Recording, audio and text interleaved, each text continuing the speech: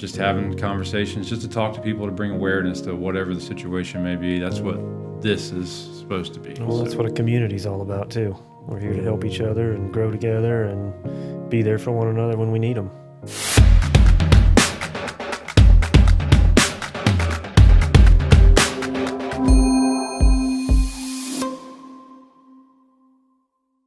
Hey, what's up, everybody? My name is Jonathan Oakes. I'm with Bailey Building and Construction.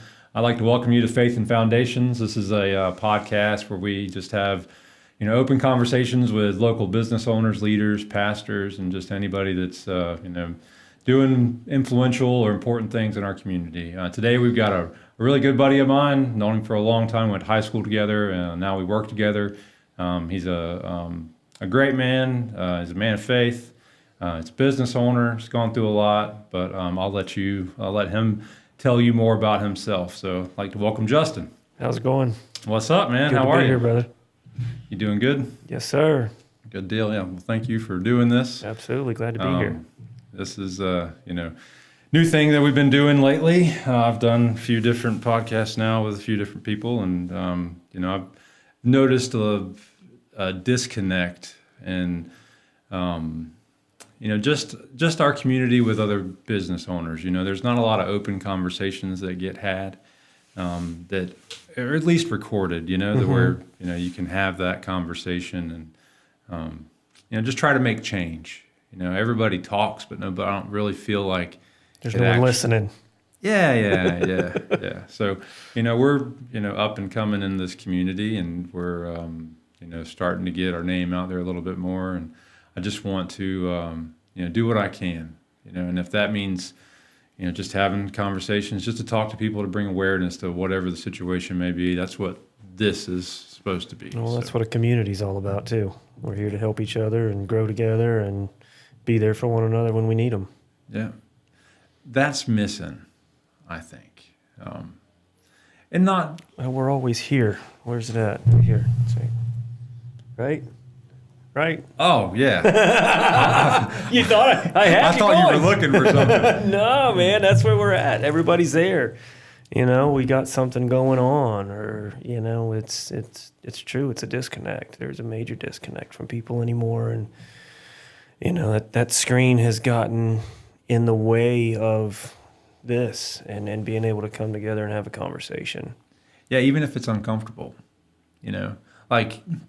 I think one of the things that I just think about a lot is, like you just said with the Facebook, social media, all that stuff, it's so easy for somebody to, make a comment and not feel it, It's like if I didn't like you, I can go on social media and say, I don't like you.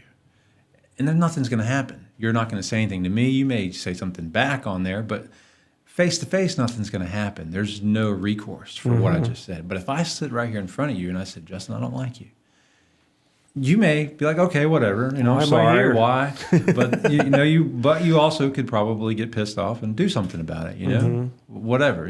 That's not there. The physical emotion that people have is gone. In the same sense, a lot of people can put too much emotion into what's done on screen because they don't comprehend what you're saying. And you could be delivering it the kindest way possible with the most love in your heart as possible. And somebody can still misconstrue what you're saying and try to turn it around like you're hateful.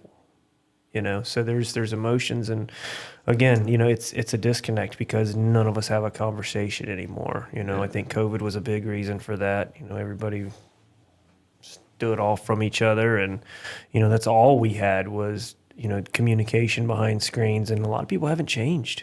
The world really did change with that. They called it the new normal when they were going through it, and to me, I didn't understand. It's wild to see now because that disconnect is just, it's there. Yeah, for sure. And honestly, I never really looked at, what you just said with the response. It's one of the reasons why I don't really like texting so much. But with what we do every day, texting is super important because it's a paper trail. Yes, record keeping. Yeah, but I like the old school way of just picking up the phone and talking to somebody. But being a man of your word or a woman of your word is that's gone by the wayside nowadays. Oh yeah. Most people, if you say something, if they say something, they don't mean it. They're gonna retract or they've it. forgotten it, Yeah. or something else pops up. That's why I always, hey, text me, please. Yeah. It's not for anything other than to make sure that we're all on the same page. Hey, what did we go over? All right, because things get dropped in translation, and it's going from me to a PM or from you to a PM or however that course of the conversation goes, and it's like, hey, let's get it written down. We know we're covering all the bases. Yeah, for sure. It is important. But you're right. Definitely text, different messages on social media. They definitely can be taken out of context. Yeah. Super easy. Try to take the emotion out of it when you're reading a text message. Like just think of it. Just reading words like monotone. Just read the words. I'm going to do that next time. We had a conversation last week where somebody said something to you, and it was a verbal communication, and you called me to get my take on it. That's right. I walked you through it. I said, hey man, this happened. And but emotions are high. It is a time. Especially for us as young business owners, we're growing, we're thriving, we're struggling, we're climbing. We're doing things for people. We're called upon at all times. There's no sleep, or if there is sleep, it's intermittent. So it's. I think everybody's on edge these days, and we're in a difficult climate. I don't want to say recession, but I've definitely seen things change. From our era coming out of high school. I graduated in 2004. You were right after me. And then we had the 2008 recession. We spent 8 years of our early adult lives in a recession to climb out of it, only to see, this climate that we're at now. Prices are high. People are struggling. We're seeing it. We're feeling it. We're hearing it. Everything around us. So that creates an edgy situation for everybody to be in because, same thing with our clients. We got to understand our clients are still trying to keep food on their tables. And, that's why I wanted to deliver a better service to people. Let's walk through this. Let's educate you on what you're getting, why you're spending that money. So, is it for safety or is it for a want, and that's where you kind of got to decipher things. And, that's all of us in our everyday life again, but there's that disconnect, and we all see each other as somebody different, and we are personality wise, but we all have the same battles, same struggles. Yeah, but nobody's, being honest, being vulnerable, we do, but, yeah. So, what you just said kind of brings me to my first question that I wanted to ask you. I know that you used to work with your dad, and I think you worked for other electricians. So what made you want to start your own electric company? Like you said, pretty much what you just said there. I spent a lot of my early years, like you said, working with my dad and watching the people that we hired and let go of, and the quality and the craftsmanship. And I saw the people that wanted to be there, and I saw the people that didn't want to be there. And both of those people were on the same pay scale. And, when I ended up leaving my dad, I spent a couple years with another company, and it really blossomed me into knowing my worth and my value as a person, and what do I bring to the table? How do I set myself apart? So when I opened Rome, that's what we wanted. We wanted that top quality service. We wanted employees that wanted to be there, because why would I want to send somebody to your house that's upset, and a Debbie Downer? I want to send clean people. I want people with nice cars. That's not something for me to judge, but, if you have respect in your own things, then you're going to take care of everybody else's things along the way.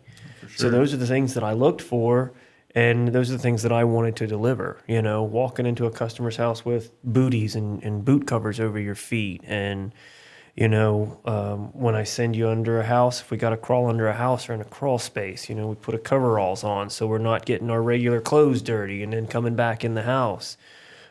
Just minor things. And at that, it was a customer service piece for me, and not just a guy who's going out to throw in an install, but again, how are we educating the customer? What are we talking about? What are we teaching them? Are we yes, ma'am, no, sir? Are we respectful? Hey, do you mind taking that garbage with you? Absolutely. What can we do to help you? We're getting paid for it. Yeah. It doesn't matter, right? I mean, if it's electrical work, if it's raking up the yard real quick, and we're all getting paid. So yeah, that is the defining reason why I wanted to. I got a saying, and it kind of went with the MAGA, Make America Great Again slogan, but I came up with MEGA, Making Electricians Great Again. And I really saw the need for better people in the trade. There wasn't a lot of young people around me. They were quick to leave when they did come into it because it's not fun work, but it's rewarding work. To know that we have a skill that's unique to a very particular set of people. I mean, the electrical field's huge. We have low voltage, high voltage, data, communications, fire alarm, motor controls. I mean, you name it. There's so many different aspects to being an electrician, and there's multiple ways you can expand your field in this. And I wanted to create an environment where people wanted to do that. Right. Well, that's good, man. I mean, there definitely is a lot of avenues and revenues that you can go down, with electrical work. It definitely is kind of sky's the limit with that aspect. I mean, I enjoy using you guys. I'm glad that you did start it. You've, just watching your journey, from whenever you did to now. I mean, dude, you're all over the place. Your social media blows up with, all your work that you do, and not just on social media, but you're everywhere. I really don't know how you do all the stuff you do. Because I try to go back to that no sleep thing. I try to attend to do all the work that I've got to do on a daily basis, and then attend all the events that you attend. And man, you go to every CEP event. You're at almost every MCBIA thing. You're at BNI. It's exhausting. I can't keep up. Yeah. I barely make it to BNI sometimes. It definitely keeps the schedule full. Yeah, for sure. But, all that stuff is super important, man. The more I do it, the more I realize that you need to be in the public's eye. The more that I used to look at people that were in the public's eye that were really popular. Because there was one guy that I knew, that was a long time ago, that was a president of one of these organizations, and he ended up not being a good man. He was in front of everybody. I even did some work for him. He paid me, and I had no issues with him, and I thought he was a good guy whenever I met him.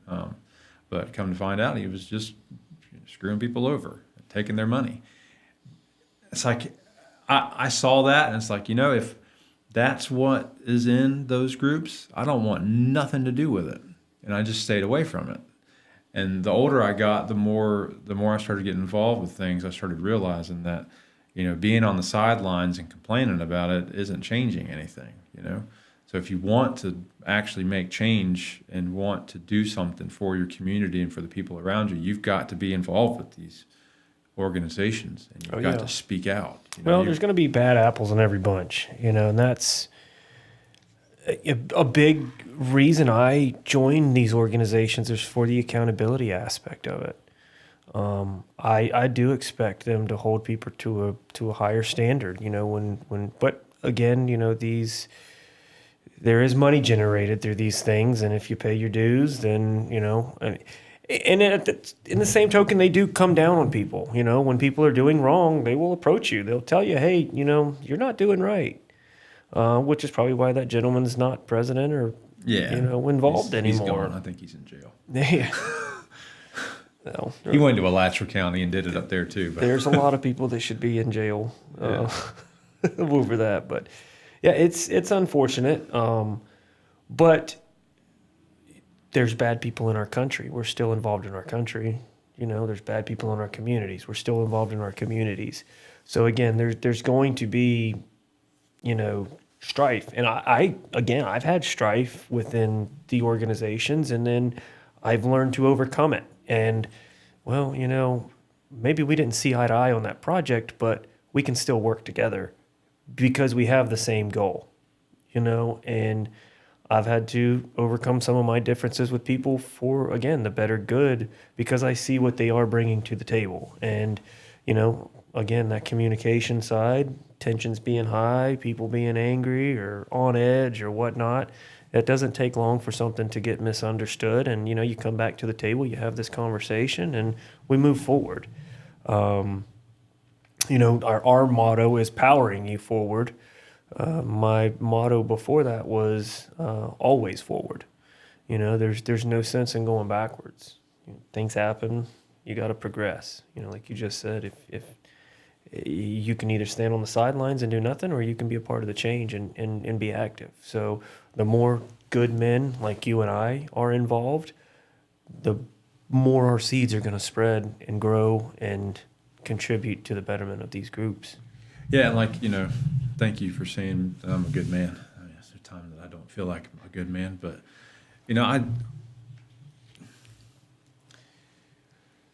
I think it's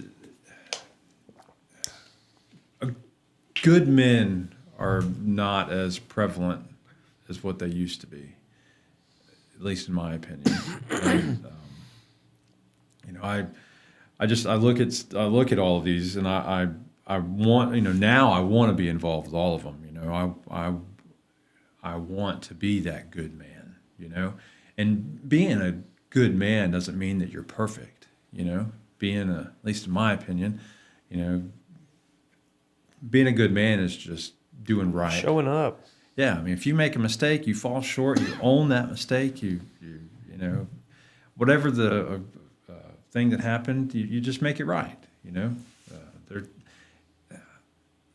and I definitely look at our community and look at the people around, and a good percentage of it, at least from what I see, are good people. There's, like you said, there's always some bad apples. I'm not involved enough to really know the bad apples. I mean, I'm sure you probably do, but I try to avoid them. I don't really know. I don't know them offhand, which is another reason, I think we should all be involved in these organizations so we can have these conversations. Because the way I look at things is, if somebody is going to take advantage of me, they're going to take advantage of you, they're going to take advantage of somebody else. And I believe, like I said, the big reason for me joining these organizations is for the accountability aspect of it. And if somebody is not pulling their weight, or they are taking advantage of people, doing wrong by people, then by all means, call them out. Make them either correct it or get the bad apple out before it spoils the bunch. Because that's only going to beget more people to, have that,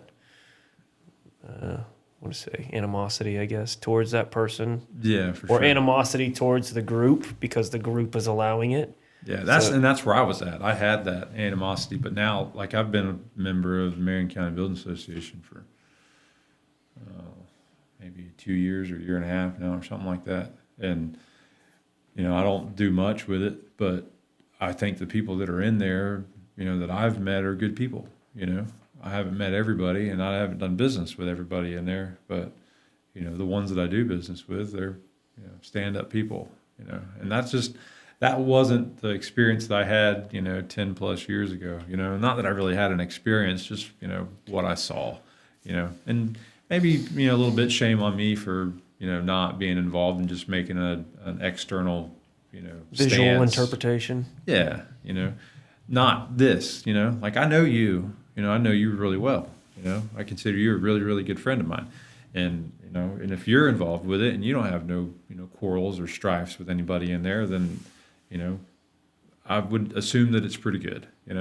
and like Jeremiah's a great man, and he's in there too, you know, and you know, so both of y'all to be involved with it, like even if there is some issues, I still know that there are, you know, two men that I know personally that will, you know, do right.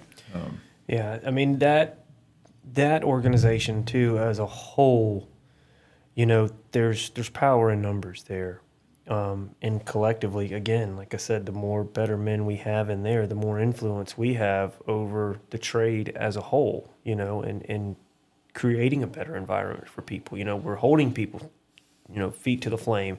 We're working within the building departments. We're working against the license, you know, working with the license review board. So, you know, when we're all on the same page and we're all working together and we're all communicating, it just creates a foundation for people to have, you know, again, my goal, better people in the field. Yeah. You know, that's what we want. You know, we don't want trunk slammers, you know, guys who are unlicensed, uninsured, you know, like the guy that beat you the other day on one of our estimates. They, you know, they got to eat too, you know, and it's a, oops. Yeah, I mean, you understand it, you know, I had a job that I lost out to recently, you know, people didn't have the overhead that I have. So, I mean, you understand, it's part of it, you know, and you just hope that they get to grow and they just, you know, are going to do a good job for the prices that they quote. Yeah. You know, somebody said it to me a long time ago and made the perfect sense. He said, if you're not charging enough to stay in business, then your warranty means absolutely nothing. I was like, that's true. I can warranty my work all day long, but if I can't make money to stay in business or I'm not getting paid to do the work, that warranty means diddly squat. For sure. And I've experienced it.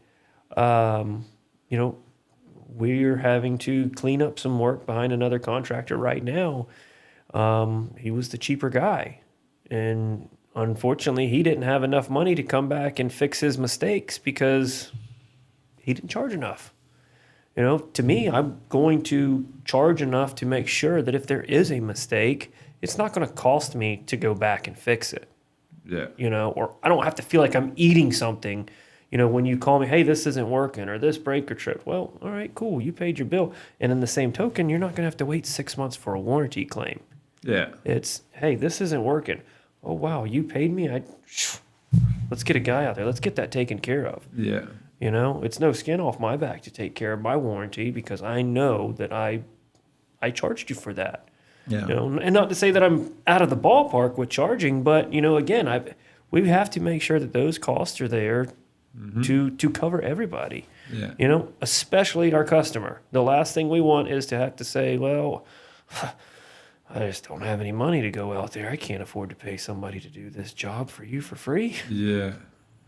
Yeah, it's I mean, that's a, you know, that's a big deal, man, cuz if I mean, like recently, man, I've paid a lot to finish jobs, you know, because of mistakes that either employees made or whatever, you know. We had just the other day, it was a discrepancy that didn't get caught. We sent our supplier an email asking for a door, a certain, you know, door size. They sent back the wrong one, and my employee didn't, you know, check it before he signed off on it. Door got sent out. It was the wrong size, obviously, and I have to eat that, you know. And if you don't charge enough, that'll put you out of business, you know. Not that I wanted to pay that. I'm not thrilled about that, you know. It's not like I got gobs of money laying around to take care of that, but, you know, there's profits on jobs, and you've got to, you know, have enough in there to cover mistakes, or you will go out of business. Well, you know, we get the occasional home run every now and then. Yeah. Yeah, every once in a while. We take on that job that we really don't want. Yeah. And we hit jackpot on it. Yeah. Those kind of make up for those at times too. Yeah. Yeah, I try to stay away from those jobs, honestly, because they end up being really bad for you sometimes. Well, that's tough when you're in a referral network, though. Yeah. I mean, yeah, you can't turn away a referral. I have. I have. I've said I don't think that I'm best suited for this job. I've walked out of some unclean places before. Like, sorry, Yeah, can't do it. I can't. Fleas. Oh my gosh, I went into a house that had dogs or something in there, and the fleas just ate me alive. Oh wow. Yeah. Had to get out of there quick. The only time I've had a few nasty instances that I've ran into, but the worst one I ever had was a long time ago. I was working for a window and door company, and we got this contract down in Orlando to work for Section 8 housing, replacing all of the exterior doors and interior doors.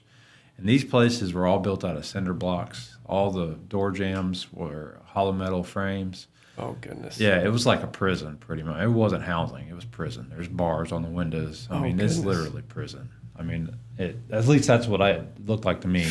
There's no drywall, no baseboard, tile floors, tile baseboard, struck block on the inside, no insul. I mean, there must have been insulation inside the cells, but there's no insulation visible. Wow. It was something like I've never seen before. We stayed down there for 3 months, traveling to Orlando every single day. And holy cow! There was one house that I went into, and I've seen some nasty things. I've done some nasty things, and I'm not this guy that just you know me. I'll get dirty and do whatever I need to do to get the job done. I walked into this one house, and oh gosh, the smell hit me right in my face. Oh, the goodness. minute I walked in, and I stomached it. I'm like, all right, I'll walk in there. My job was to go through. I'd go in there and I would help all the guys if they had some doors that the screw wouldn't come out right. So I'd help them go in there and get the screws backed out, or get an easy out and get it out. And then my main job was I was on a cut table outside and I was cutting doors down and routing them out and getting them ready to be reinstalled. And when I walked in, I'm like, I'm not doing it. I'm not doing it. I'm not going in there. There flies everywhere. The pungent smell of throw up and vomit and diarrhea, like the combination of all of it was gross. And then there was, and what really took me over the edge was there was people in there, and there was a half-cut watermelon that had flies all over it. And kids around dancing, playing, listening to music and stuff. And this literally, you could not see the top of this watermelon. It was covered in flies.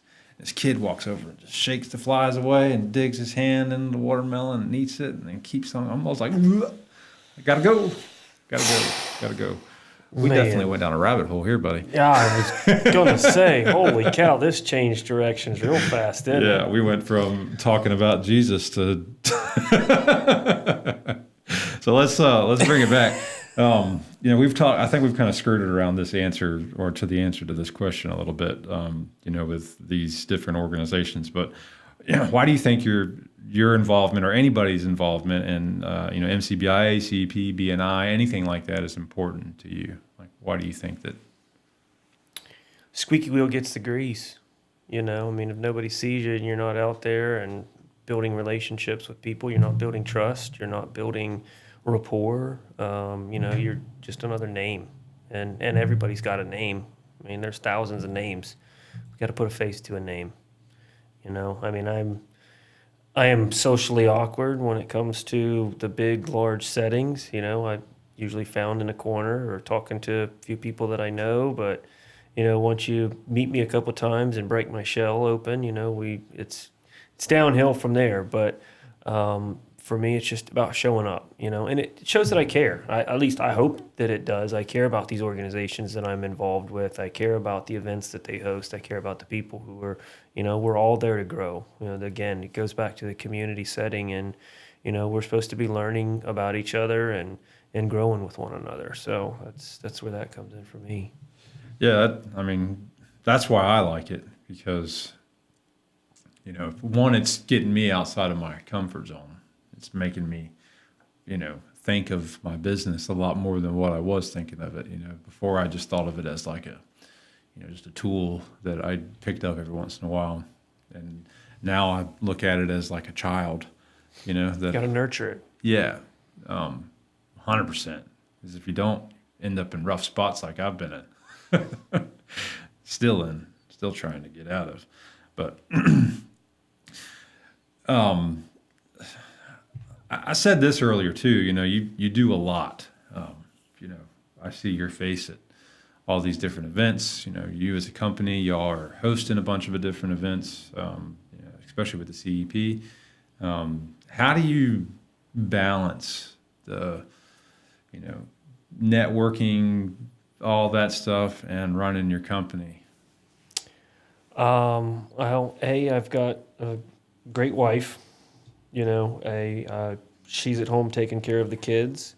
I do coach my son's little league, and I'm involved with them as much as possible. But knowing that my family life is in order, and God being at the forefront of that, and taking care of my household and keeping my household safe, that gives me the peace of mind to operate.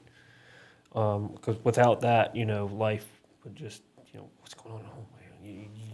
If that world is not settled, you can't do anything. Next, I have a great staff. I mean, it boils down plainly to that. If I didn't have the support team, which I hadn't done until about 2.5 years ago, it was all on me and my wife.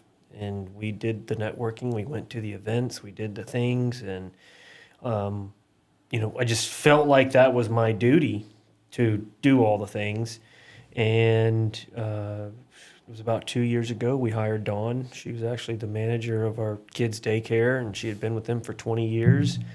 And they had gone through some ownership changes, and we said, why don't you come work for us? It's just like a daycare, but with big kids. So she jumped in head first. And everybody knows Dawn. Y'all have seen her at CEP events, same thing. She's there oftentimes mistaken for my wife. She is not my wife, not my work wife. She is my office administrator, and she is my right hand. And Tommy is my project manager. He's my left hand. I've been able to delegate. And that was, again, what is that? Delegate. Nobody can do what I can do. Right. But I'm going through that. It's not the easiest thing. There are a lot of I'm sorries for getting onto you that come out of my mouth because I am a reactionary person. So, I jump the gun, I go off, and I try not to. It's not what I like to do, but when something is not done the way you say it should be done, or the way you've orchestrated it to be done or planned, or, we have standard operating procedures. When things aren't done the way we expect them to be done, it creates a hostile environment. Yeah. Oftentimes it's more frustration at the situation. I would say 99% of the time it's a frustration at the situation. So when I get upset, I have no fear of coming back and apologize and say, hey, I am sorry. And it's usually an immediate, hey, please understand, I'm not taking this out on you. I'm taking this out on the situation, and I'm frustrated, and you're hearing it. And the team understands, at least I think they do. I hope they do. And that's why I offer the apologies, because it's not the way that I want it to come out, but it is the way that things are reactionary in this world. But I couldn't do it without my team. There's just no way. And I do rely on them and depend on them, and they know that, and they step up to the plate when they are called upon. Yeah, I think you got a really good group of people around you. I've met, I think, all of them now. But, everyone that I've had an interaction with, they've, been very personable, polite, responsive, try their hardest. They may not be perfect, but, And that's all we can ask, because nobody is perfect. Right. None of us are. I mean, we still make mistakes in our everyday life. Yeah, like I even reveal that and show that, like, you're talking about getting down on your employees and stuff. Whenever we have meetings, we have every Monday morning, we have a meeting at our office, and we just get together and just talk about the week and talk about things that have happened, and just a powwow between everybody. Remind everybody of our core values, critical actions, all those things, and just, hey, this is going on. And we, talk about negatives, but we also try to also bring up a positive, get, that somebody see what somebody did last week that, was, good, kind of like a highlight for a second, between employees. I like that idea. And then I've always, even, with just, like friendships and then other meetings and stuff, I'm always wearing my heart on my sleeve. I don't hold or hide anything. If somebody asks me a question, I'm just going to tell you the brutal, honest truth, even if it makes you feel uncomfortable. 'Cause I'm uncomfortable all the time. So if I can give you a little bit of it, So like, some of that. Yeah, so like I will sit in front of my employees and tell them like, hey, I really screwed this up and I made a mistake here. I'm not perfect. I'm telling you that I want you to do better. I'm striving for you. I'm pointing out your imperfections and your flaws and the mistakes you've made, but I'm also going to show you mine. I'm going to put it out there, because I want, it's that squeaky wheel mentality, it's accountability. I don't expect my employees to be perfect and me not to be, or vice versa. Maybe I said that wrong, but you know what I'm trying to say. Yeah, like I want them to hold me accountable too. Of course. I don't expect them to be perfect. Iron sharpens iron. Right. 100%. That's what, our friendship and the Bible study that we do every week, you need that camaraderie. You need that, you need that fellowship with other people, like-minded people. And like that's another thing that I look for in all of our employees is trying to find somebody that's going after the same goals. We got to. If our vision's not the same, I had to let a guy go recently. I don't hire anybody with an intention of letting them go. When I hire you, I tell everybody, you're an investment for me. I've got to teach you our ways. I have to, there's a set of processes that we have to go through to get you on board. Everybody that comes, through those doors is an investment for us. And obviously we don't want to lose out on our investment, and I don't mean that as their piece of property. I mean that as, if we are putting ourselves out there for people and we want people to put themselves out there for us at the same time. We have to work together. We have to have the same goal in mind or it's just not going to work. If you're going to come through our doors and you're just happy being where you're at, well, I'm not happy being where I'm at. I want better. So you have to want better for yourself within my company to push my company forward. Right. And if there's nothing wrong with that. There's nothing wrong with wanting people to have that mindset. I got a question for you though. We do a company meeting every week. We do the same thing. We cook breakfast for the guys. They clean out their trucks. They get their trucks ready for the week, wash them, semi-detail, whatnot. I always bring it up. Hey, what complaints do you guys have? Or what? I've tried to make it an activity. I've tried all kind of different methods. What do you do to get your people to engage in that conversation, to get them to not clam up? Because everybody clams up. Nobody wants to be on the spot in those meetings. And, nobody's on the spot, but they all feel targeted, For the most part, they do the same thing. They clam up. They don't say anything. But when we started, Nick Melillo, he's our, we hired him as our business coach, consultant, whatever you want to call it. And then he stepped in as fractional COO just because there was way too much.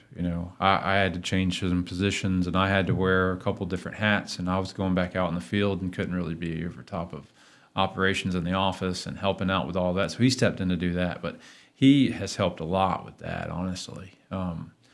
I've always been the one that just speaks and talks and scolds and, whatever. And then we go about our week. Nobody ever would say anything, but he brought up that idea of, hey, y'all, let's find something in your coworkers' week that, like whenever they did that, whatever, remember that. And in our meeting Monday, let's talk about it. So we started doing activities like that. And every once in a while they open up. We've got one guy that talks every single time.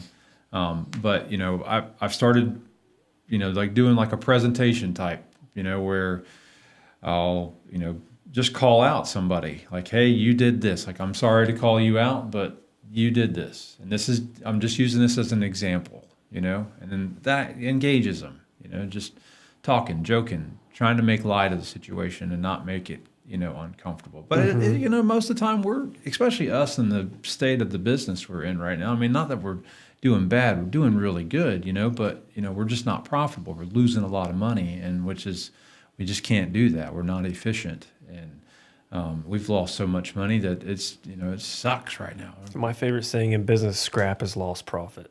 Scrap is lost profit. I mean, we scrap wire. You told me, those doors you ordered wrong. Can't return that. That's I'll scrap. end up donating that to Habitat. Yeah. Well, nothing wrong with that either. Oh yeah. I mean, I'm either that or I hold on to them for 8 years and never install them, and they're damaged. Yeah. Might as well, while it's brand new, just go ahead and give it. Yep. Yeah. Yep. Yeah.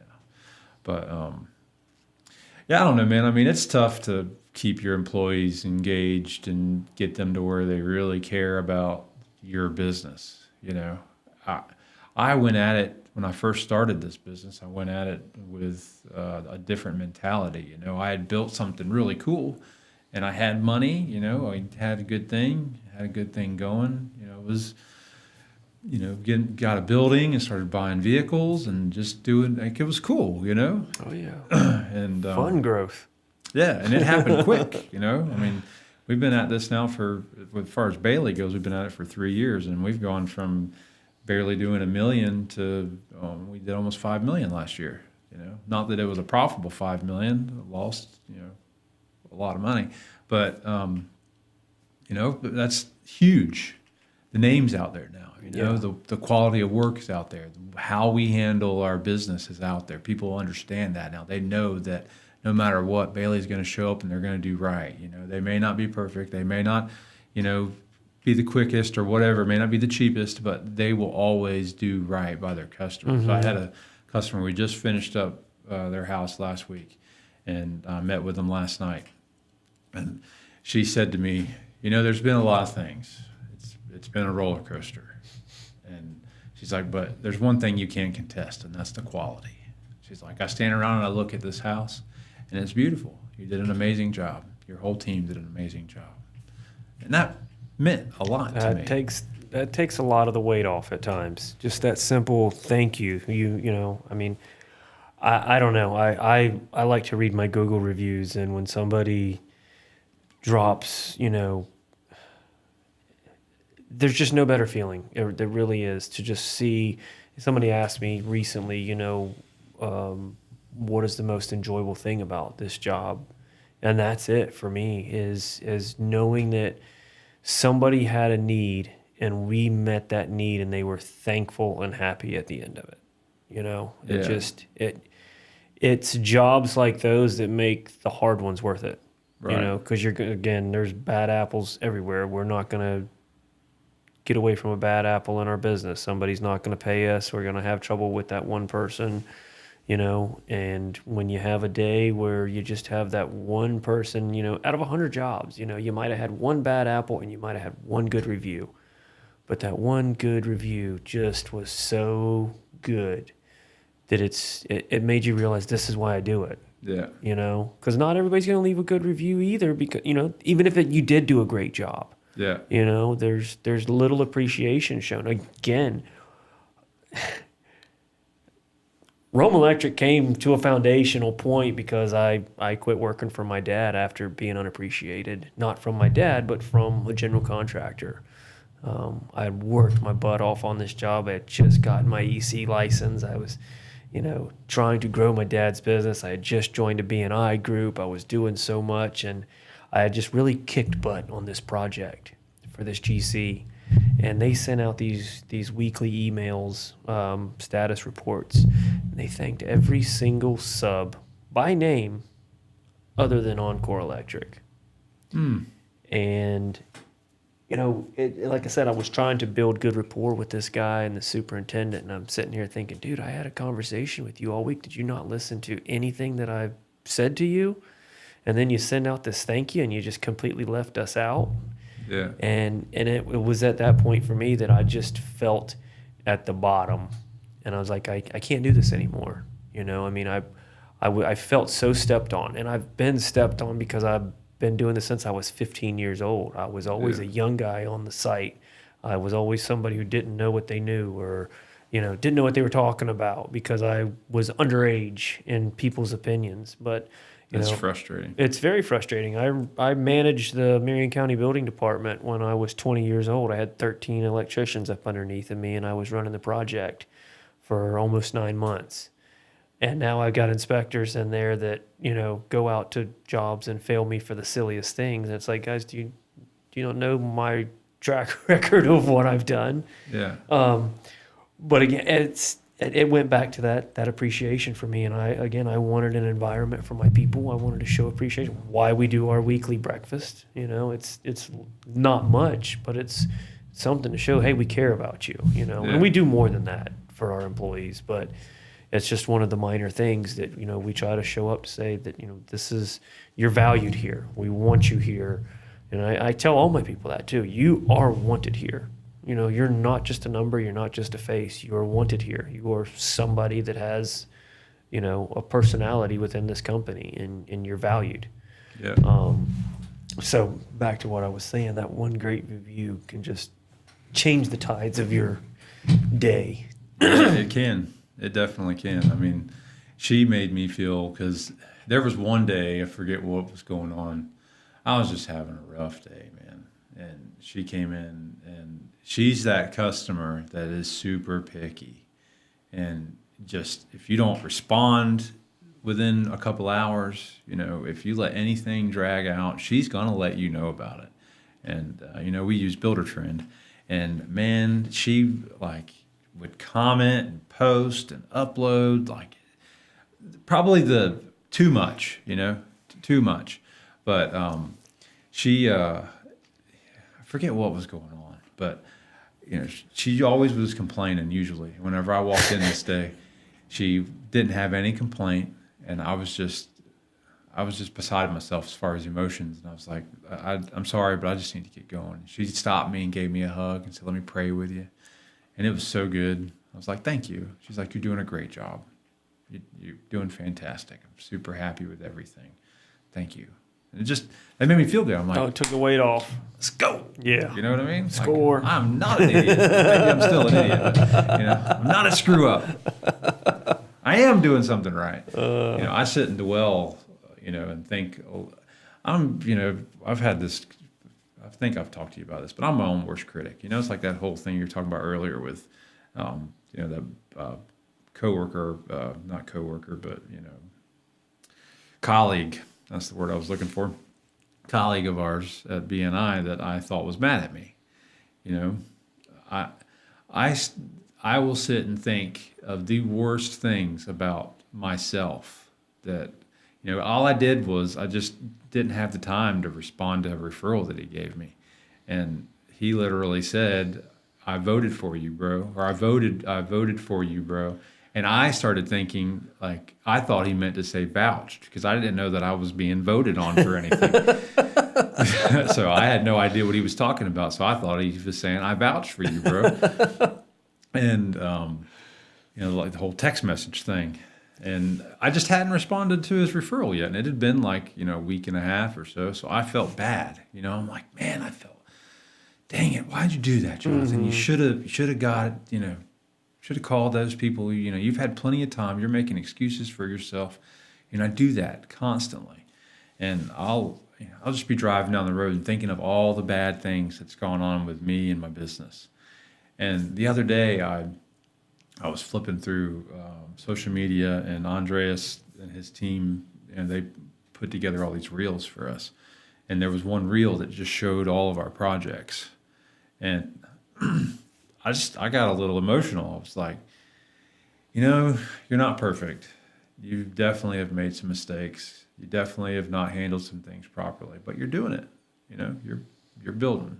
It's what you wanted to do. You asked God for this, and God's blessing you with it. You are making it. It may not be perfect. It may be a little messy, but it's better than standing still and not moving forward. At least that's the way I look at it. Even if you're taking the wrong step sometime, it's better to make a step forward than it is to step sideways or backwards. Oh, yeah. As long as you're working towards better. I like to call it a pivot. A pivot. Yeah, pivot. I mean, I've got to move. Right's blocked, let's move left. Like I had to make some pivots in my business last year. Dude, we were running very little overhead and looked awesome on paper, doing a ton of work. I had, between 2 and 4 people in the field. I didn't have Dawn at the time. I didn't have office space. I just had the house we were living in. Things were awesome. We spoke to our financial advisor. Our financial advisor made some suggestions on what we should do, and we thought we were in the right space. And so we bought a house, and it had an office in the house, and, we made it work for our shop. And what we didn't realize is how much the expenses were going to go up with this purchase. And at the same time, we lost some work that we had gotten. The end of 2 years ago, the economy was really tight, and some of the builders we were working with, and like again, I was very small with who I was working with because I was comfortable, and that one contractor, having to change the way they were operating and go back to just selling their buildings as opposed to selling subcontractor work within their buildings, we quickly got cut out of the pie, because they had to keep their building moving, and their main goal of building was just throwing up buildings. Mm-hmm. So when that happened for me, it was like, okay, what do I got to do? Because I still got these bills here. Just because I lose a contractor doesn't mean my bills change, right? Yeah. So we quickly had to pivot. And I got way more active in B&I, got way more active in CEP.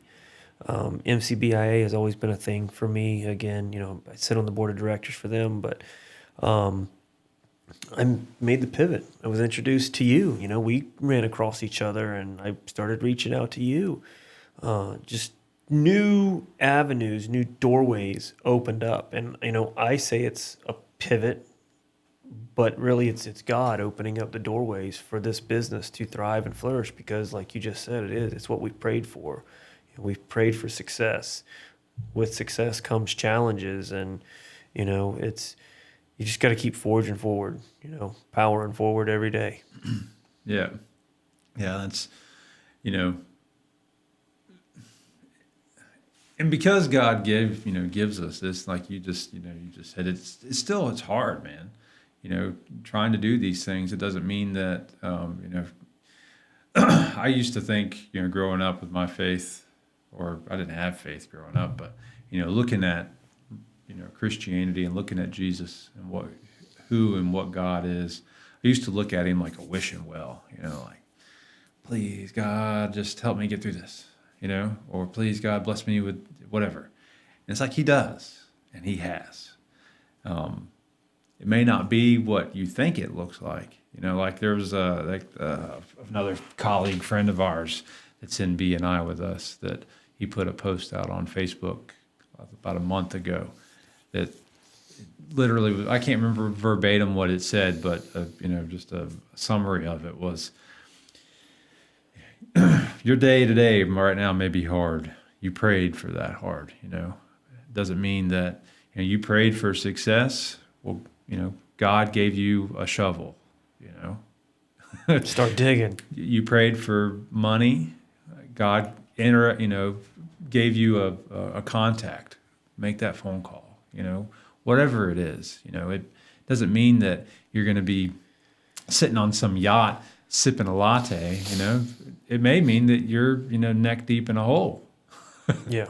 Whatever it is, you may be scooping poop, you may be whatever, fill that gap. Customer service, baby. Yeah, man, whatever you got to do, whatever you got to do.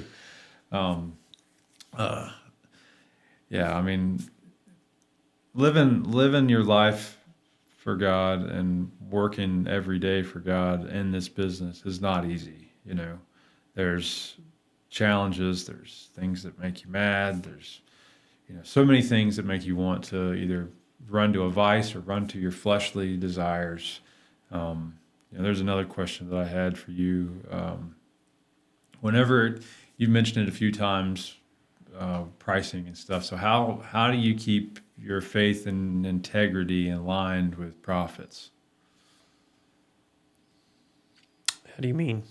So like, I had someone ask me or not ask me, but someone tell me one time that your value is whatever someone will pay for it. So,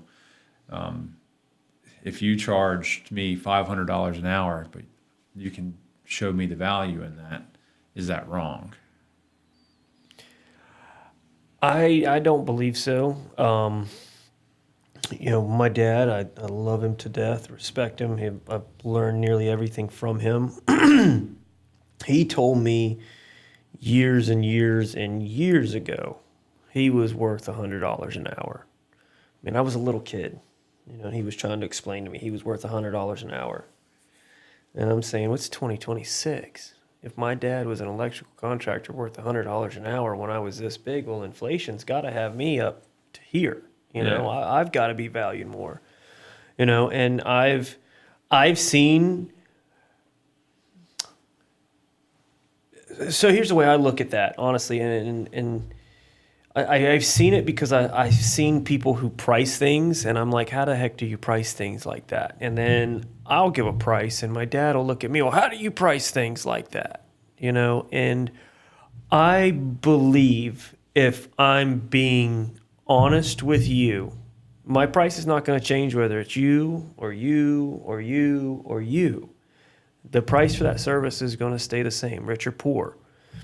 If you find the value in what I'm selling based off my price, you have the option to ask somebody else for a different price. Mm-hmm. But do you feel as comfortable? Did they educate you properly? Did they go over, their warranty with you? Did they answer the phone? Did they have another person on the other line? Were they using AI? What are the things? And I love AI. I think it's a great tool. However, I don't think it's a great customer service agent to have within your business. So again, what values are there? Those things dictate my pricing. I can't change that, because those things, again, still have to be paid for. I still have to stay in business, I am trying. I love seeing my people come in new vehicles. I'm like, man, they showed up in a new truck. That's awesome. Good for them. Yeah. Oh, wow, they're signing up they bought a house.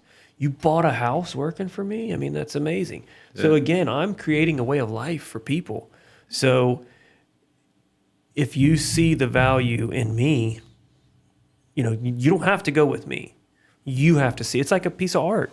Me and you can look at a piece of art right now and be like, man, that's worth $1 million. And you can be like, what the heck do you see in that thing? Yeah. You know what I mean? Yeah, it's like those videos you see. I don't know, you may not see them, but like there's just guys that make a swoop on the ground or a piece of art and people are like clapping. Like, yay, this is worth all this money. Yeah. It's like, no, it's not. Yeah. Why? Well, we're all painting our swoop on the ground and, it's...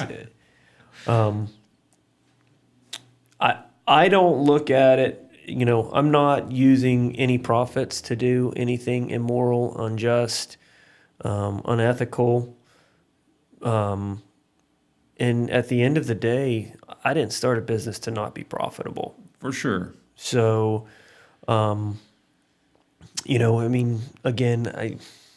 it's a tough question, but it's what do you see in the value? What am I bringing to the table? I feel like I'm bringing my value to the table. Yeah. I don't feel like I'm overcharged, like I'm overpricing, and there's times that I'll look at a situation and say, well, that job is not the same job that's in my price book. Even though I've got a price for that in my system, that job's not worth that.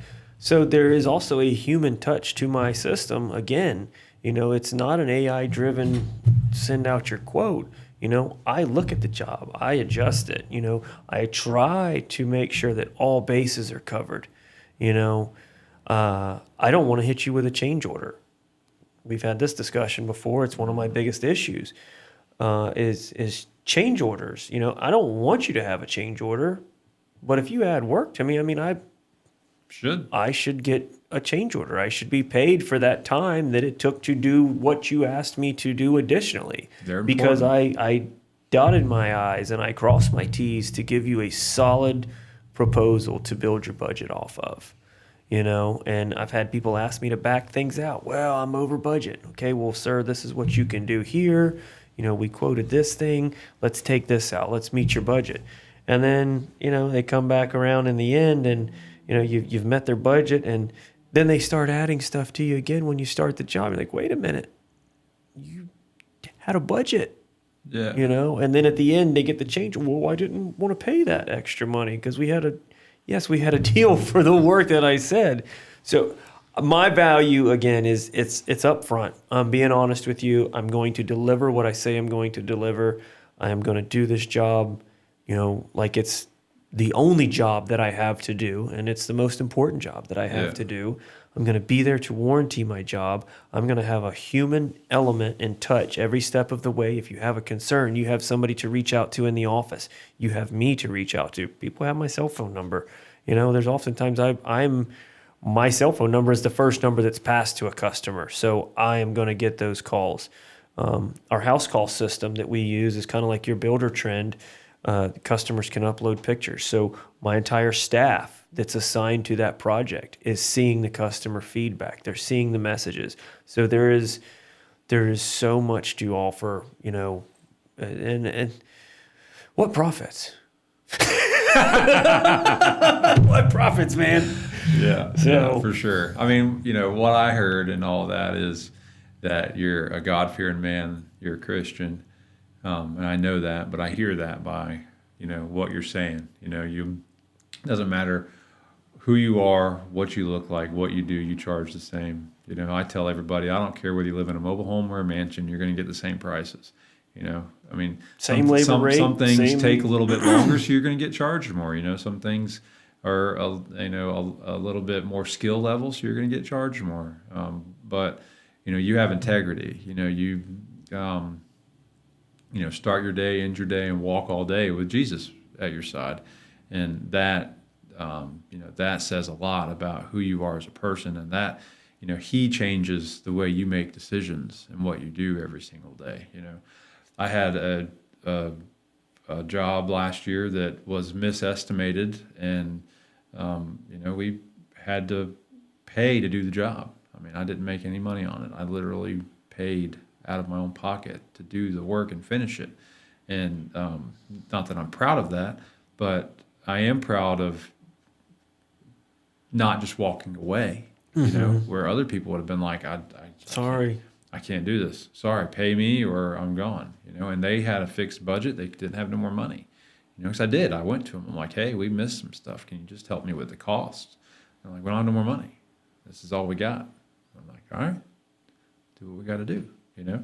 And I see, you know, what you just said, that's what I heard, you know? No matter what, you're always going to take care of it. No matter what, you'll always be there. You know, you're going to charge a fair rate, fair price, and you know, that's all that anybody, I think, could ask for. I'm dressed like this because I was in court today for some money that somebody owes me. You know, we completed the job. We did everything we said we were going to do, and we went over above and beyond. You know, but, you know, that's, again, we're going to deal with bad apples. And the men we have to show up every day. We have to be the real men in this world, because there are so many out there. And we've got to be that for our children. We've got to be that for children who are around our children. You know, we're looked up to on all levels. You know, you're involved with your kids in their school and their shooting activities and their 4-H and their FFA. And we saw each other at the youth fair the other day. You know, what you're saying about me, you're no less than. You are doing all the same things I'm doing. So, I mean, I'm going to highlight that while we're here. Make sure you know you're doing the things, my man. Thank you. This is your conversation, though. I know. But I appreciate it. yeah, it's a lot. It's a lot to... Yeah, I mean, this is a crazy world we live in, man. I mean, it's, you know, a roller coaster every day. And, you know, none of us get it perfect. None of us get it right every day, but we can at least try, you know? Yeah. And I really enjoy having conversations like this. You know, I see a lot of value in them. You know, one, it's drawing me closer to every single person that's sitting in that chair.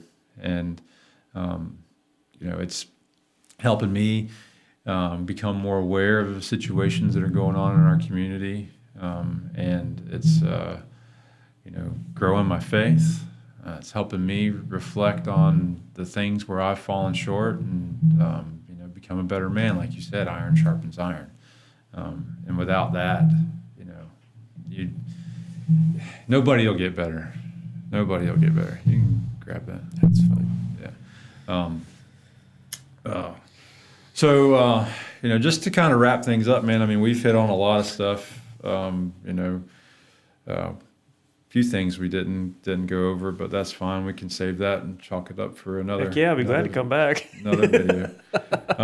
So you've done a lot, man. You know, you do a lot. You know, you're seasoned. You know, you definitely haven't had an easy road like me. You know, I started in this industry, and when I was, you know, young, I was 15, 16 years old, and I was the guy that I was 18, 19 years old, superintending jobs, and guys looking at me like, why are you telling me what to do? Mm-hmm. And, you know, that there was a time whenever I first started that I shouldn't be telling people what to do. And I told them, like, I don't know what I'm doing, so I'm going to sit here and watch you, and you're going to teach me. You know, and they did. I was very, you know, lucky to have good subs around me that, you know, were forthcoming with information, and they were great dudes, you know, and I still see them to this day. You know, one of the guys, Rick Smith, I remember him. He's a plumber. Such a cool guy, man. I used to sit on the jobs and have so good conversations with him. But, you know, I said all that to say, like, you've done a lot, and you know, you've fought cancer. You have, you know, been ups and downs with finances. You know, you've been at careers, worked for other people, made other people money, done stuff for them, have, you know, put your heart out there and, you know, put yourself on a limb and been, you know, pushed back. If someone's right now listening to this that, you know, has questions or, you know, maybe walking through something like that too, what would you say to them to help them get through that? Just a little bit of advice. Put God in the center. You know, don't lose your faith. I could have been dropped off at anywhere along the way. You know, deeper than cancer, there's been other things, heartaches, trouble. You mean, you name it. It's. I mean, every day is something new. You know, I mean, we wake up and have great days, but the first thing I do every day before my feet hit the floor is I try to sit up and say a prayer. You know, thank God for the day, thank God for my blessings. You know, just the roof over my head, the bed under my body, you know, the blanket that I get to sleep with at night. You know, we're going through cold times right now. There's people out there just, it's only today. Today's the struggle. Get through today, you know, fight for tomorrow, and then just keep praying. You know, don't give up faith. Somebody said something to me recently. I was on a deer hunt, and the day after I left, the big deer came through. There's your deer. Well, I said, you want to hear God laugh? Tell him your plan. Yeah. So, you know, everything happens in His timing, and in His seasons. You know, and I'll admit that's hard. It's hard for anybody to come to terms with and say, God, you're in control. You know, heck, I'll be upfront. I've been in business for 8 years for myself. This week is the first week ever in my 8-year time that I've ever had to send people home. I've never not had something come through, you know, and keep all of my people busy. And this week I've had job delays. I've got jobs waiting on permits. I had a job that was supposed to start that is not starting till April or May now. They don't even know when it's going to start. I've had other contractors lose contracts. I mean, there's just things we don't know are going to happen, but you can't lose faith. God's got a reason for why he's doing whatever he's doing right now. And, it's just going to push me to work even harder. I joined a second BNI. I know. So, we're going to be in 2 BNIs now. It's a pivot, and it's another investment. It's more money out of the pocket. I've got to pay somebody to go sit in there to try to gain business. I'm not making any money off of that at the time. I'd hate to see what you spend in marketing. It's honestly, it's very, my marketing budget is terrible. Again, I'll be upfront with that. I'm an electrician. I'm not a marketer. I want to put my name somewhere where it's going to help people. So, the golf tournament, an event sponsorship, this sponsorship. I mean, people come to me. I grant them that because, again, we have the ability to do so. Yeah. It might not be the best marketing strategy. Everybody say, hey, I see you. So we've got a face, we've got a name out there. Yeah. There's not a huge ROI behind that. But again, those things are for us to help people out. So, I thank them for putting our logo on things, and it's, I understand the things that my money is going to when I do these things, and I'm not looking for that ROI. I mean, we do want an ROI. That's the whole point of putting money out, but my marketing strategy sucks. We got to work on that. It's one of those things, there's things, that again, we're pivoting. Right. We've seen, all right, we've spent money on this, that didn't necessarily work. I don't want to stop sponsoring activities. I want to have so much that, I want to be on every ball field for every kid. And, yeah. I want all those kids to have fun. And, I